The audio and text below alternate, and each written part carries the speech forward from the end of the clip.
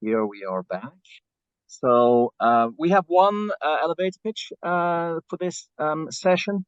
And for this, I would like to introduce you to Mr. Kjartan Sorensen, who's the Trade and Information Portal Coordinator at UNCTAD-ITC. And the floor is yours. I think you have more than 5 minutes if you want. But we look forward to listening to what you have to share with us. Thank you very much. Pleasure to be here with you today. Thanks for the opportunity to present a concrete and practical solution to measuring the impact of trade facilitation reforms on emissions. So allow me to share my screen, and I'm happy that I have a little bit more than 5 minutes because I will go step by step to introduce some concepts, and hopefully they will answer some of these kind of challenges that were raised in the first part of the session. I named a few. How do we measure the true value of paperless trade? How do we get quantitative data on digitalization and its impact? How do we make informed impact assessments? How do we ensure that the dream of single windows become a reality, etc.?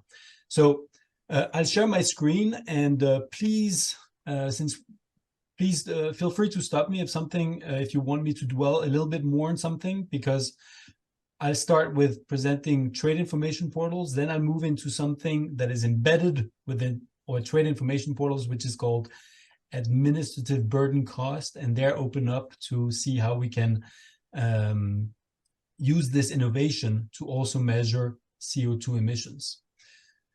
Let me know when you can see my screen.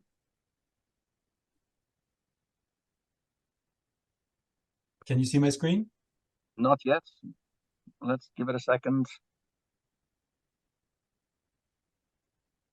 Yeah, your screen is up. Go ahead. Great, excellent.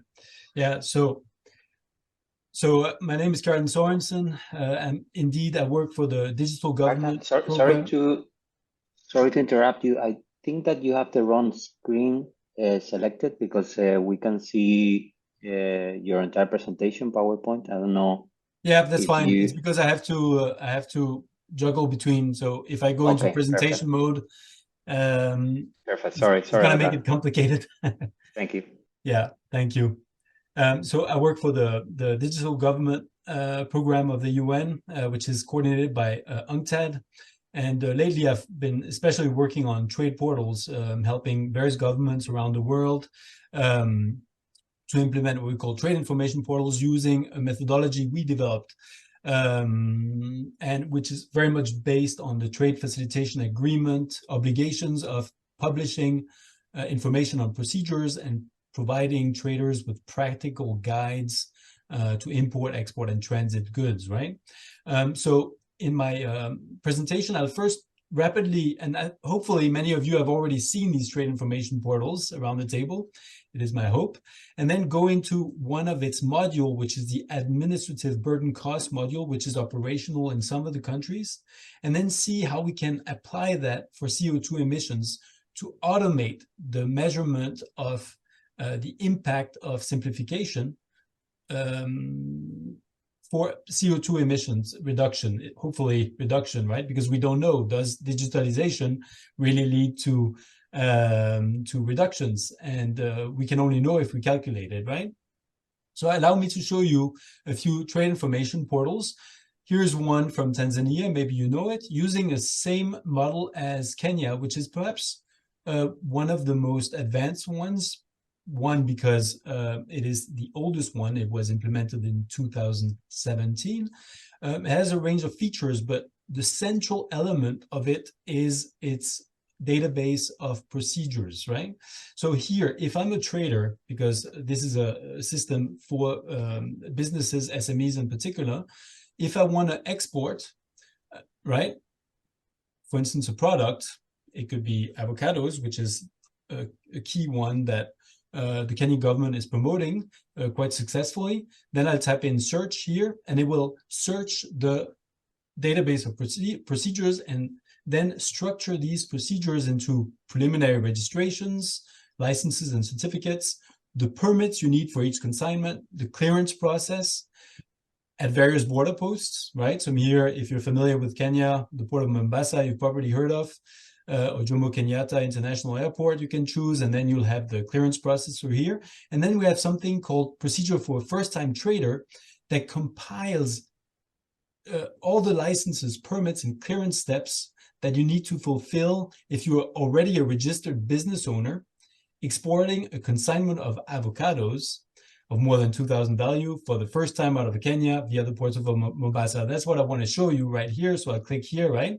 And it will load this kind of lengthy procedure. You see here that on the left of the screen, you see there are 48 different steps, you know, that are numbered here, 1, 2, 3, 4, 5, 6, 7, 8, and so forth. You have 22 different institutions or systems that you need to interact with as a user, right? In order to get various type of documents, results, like an ordinary membership certificate with, I forget, is the Exporter Association of Kenya, which is a mandatory registration. You need the horticultural crops directorate license to export avocados. You need a certificate of export and so forth. And in order to get all these documents, you're going to have to provide 52 documents, right? So when they're in green here, it means that you are transporting them from one institution to another, right? So you, in essence, you are the sort of the postman of the institution, of the institutions, right? You are, as a SME, you're going from one office to another to provide information, which in essence, they already have as a government. It might seem like a lot, right? 48 steps, but when we started working back in 2016, for instance, on the export of coffee, we had over 100 steps. And then through simplifying and digitizing, Kenya has reduced drastically over the past 5 years or more. It started before the simplification. They have reduced it down to around 50, I think, for coffee at the moment. It's a continuous process, and you need to monitor these procedures very closely. And that's why the Trade Facilitation Agreement is such an important one, because it tells you that you have to, as a government, you are obliged to provide this information, but it's not theoretical information you're supposed to provide, it's the reality, right? So the reality is the information of these different procedures, and they tend to change all the time, right? Because laws change, costs change, forms change. So somebody needs to monitor all this. And in Kenya, it's under the National Trade Facilitation Committee. It's, I'll show you here the logo. You're probably familiar with them. It's KenTrade that manages this system. And they also manage, in fact, the single window system, right? So let me show you, where does all this information come from? Well, if I click on a step, for instance, here, step 9, if I want to register as an exporter with something called the Kenya Plant and Health Inspectorate Service, here I'm taking to step 9, as you can see, and I have to go to the Kenya Plant Health Inspectorate Service.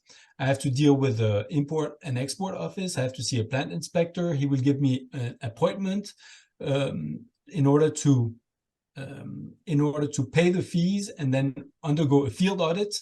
And then I have to apply for the registration on their electronic system. And then at the end, I will obtain the user credentials, and then I can move on to other systems I need to be registered with, right? And some of the requirements I need is an exporter registration form that I can download here. So I don't have to, of course, go there to get the form. It seems simple, but you know, when we started working, you had to go there to get the form. It wasn't available online. And what is a legal justification? All the different laws that apply, that justify the existence of these different steps. The obligation to register with KEFIS, the obligation to obtain phytosanitary certificates when you're exporting avocados, and so forth, right? So who did all this and who maintains all this information is people at KenTrade. They went to each different institution and talked to these focal points and documented this, and this was all certified by different institutions. Here we see it was Isaac Nyaten, Senior Plant Inspector, who certified it in 2022 and even signed to give it some kind of legal bearing, right? And you can see here that if you have a problem, you have a recourse and so forth. I'm going quite fast because this is not what I want to show you.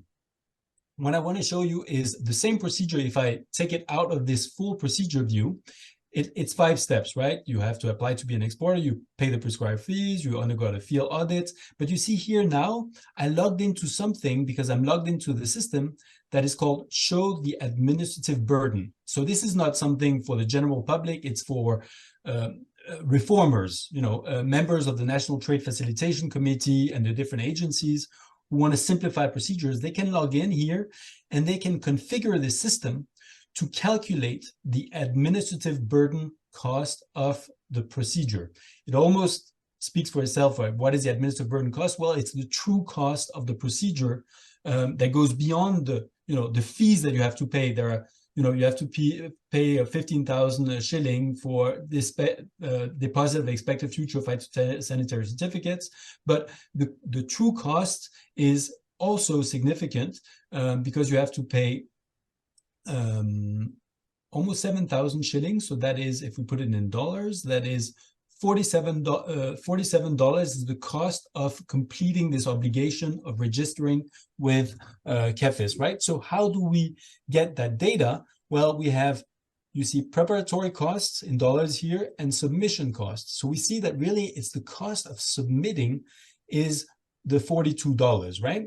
And it's the cost of reaching the office, spending the time at the counter and returning from the office, right? And it's the human cost and it's the other cost. So we'll see later what that means. Other cost is essentially transportation cost. But we'll also see that a lot of these steps can now be done online.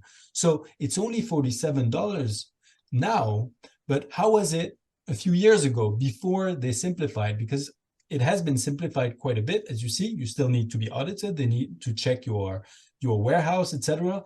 But how it used to be was 10 steps, most of them offline. So you see here, so I try to add on my filter here, show administrative burden. Sometimes it takes a little bit of wiggling to show it. 1 second, so I'll just reload the page here. Oh, I have it here. So you see here, the cost used to be 44,000 shilling. So in dollars, you remember before we were at $47, it was $304 before simplification. So, and what were essentially the costs were the submission cost. And what was it? Especially, it was the cost of reaching the office, applying, obtaining an audit appointment, paying physically the fees, obtaining an audit response, undergoing the audit, going through trainings, etc., all done in person, right? So we see that the simplification has significantly reduced the cost for the business, right? So where do these, how do we calculate this? Like, is this information just taken out of the of thin air? No, it isn't. So here, let me go back to my previous example. You see here, if I click on the registration form, I can see here how long it takes for a level 2 staff. So we'll go over what is a level 2 staff to understand the requirement, to gather the needed information. It takes 10 minutes. To fill the form, it takes 10 minutes. And it costs $0.07 to print 1 page, right?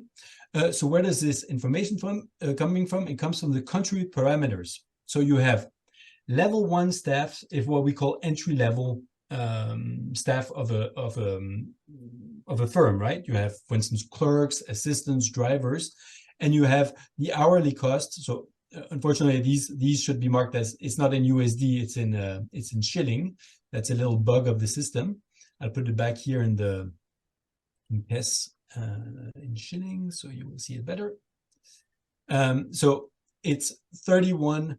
So that's very sorry. Going back here, so 187. So I think that's just under $2 an hour. This is just under $4 an hour and under $10 an hour for a level 3, which is a managing director, right? And then we have the zones. So we say, okay, where does a typical SME have to go to complete this obligation? So here you have, for instance, the inspectorate service will be in zone 2. It's in the city, right? It's not at the central business district. So on average, we say it takes around a firm 2 hours to get there. And the cost of transportation to reach that zone will be around $15 one way, right? And then if it's regional, for instance, if you're in a farm far away from somewhere where you have to go, right, it could be up to $50. So these are, of course, gross estimates, but they're all based on surveys, labor force surveys and transportation cost averages, etc. And they're sort of validated by the National Trade Facilitation Committee, right? But what is important is not so much these costs, but it's the fact that you apply them evenly on the before and the after, right? And that's where you can see, if I go back to my summary here, that it used to be more than $300, and now it's, so it used to be around $300, the administrative burden, and now we are down at, what was it? Back on dollars here, at 47. So a significant reduction in the administrative burden cost module. Now, since we're talking about emissions, we'll have to conclude, Kjartan, because this is becoming a full training session. Huh? Yes, I'm just getting there right now. You can see how this administrative burden cost module can be used to reduce to calculate the impact of emissions, because we can just add the same parameters and say, okay, if it takes 2 hours driving a vehicle to the office, right, and the distance is, let's say, on average 50 kilometers, we can use averages from on the cost of emissions, and then we can automatically calculate, using the same tool, the reductions of the before and after of the simplifications. So we can see, okay, if you eliminate transportation and instead allow people to do it online, of course, is also a cost of doing it online, also environmentally, but it's usually significantly less than the transportation cost. And so we can automatically calculate the before and after, right? So yeah, I'll stop here. I think you understand the concepts. Immediately we could say that, okay, we reduced by 50% the number of steps, we reduced by 80% the administrative burden cost module by simplifying this procedure, and hopefully we can say also that there was a 90% reduction in CO2 emissions of this procedure from before and after, if we actually configure this system. What is great is that these systems already exist, and governments are committed to maintaining them and are investing resources. So by just adapting these systems, we can look and say, okay, now that it implemented a single window, is it truly implemented? Is the full, how do you say, the full ambition of it fulfilled? And can it be extended to reduce further the digitalization for emission reduction, right? Yep. So yeah, over to you. Thanks very much, Kjartan. Sorry, we'll have to conclude, because otherwise I can see my team becoming agitated because they're preparing for the conclusion of the event. But I think it was well worth listening to this. I mean, I had seen the tool in action in Kenya in 2019, and it looks like you really built on it since then. And yeah, the logical next steps is, how do you link this to emissions so that we can get to some eco labels where when I go to the shop here in Geneva and buy some beans from Kenya, I can see how much emissions have been produced in order to be able to get those products. So there's a whole level of new aspects that tools like this can generate. And thank you very much for giving us a bit of a detailed insight on how this works. And I'm sure there are lots of people out there who are following this today who will want to get in touch with you to get more information on how they can, potentially implement this tool in their own country. So thank you very much, Kjartan. Thank you, everybody else, the participants. I know you're still online. I can see that you are riveted to the screen, so you have definitely been interested in this. Pascal, I don't know if there's any last words you want to say since you're still online. Yeah, I think that the presentation that was given is very interesting. Indeed, it's one of the tools that as we discussed the impact assessment of of trade facilitation on greenhouse gas emission reduction. And indeed, we need to, I think, recommendation there is, or an opinion rather than a recommendation at this stage, is to look at the overall supply chain and all the stakeholders. What the situation as ports and border agencies and end-to-end supply chain. It's not an easy one. It's lots of work, but it was a great trade facilitation innovation days. And over to you for the conclusion of the events. Thank you very much, everybody. Thanks for listening in, and do stay tuned in for the conclusion of the event in a few minutes. Thank you. Thank you.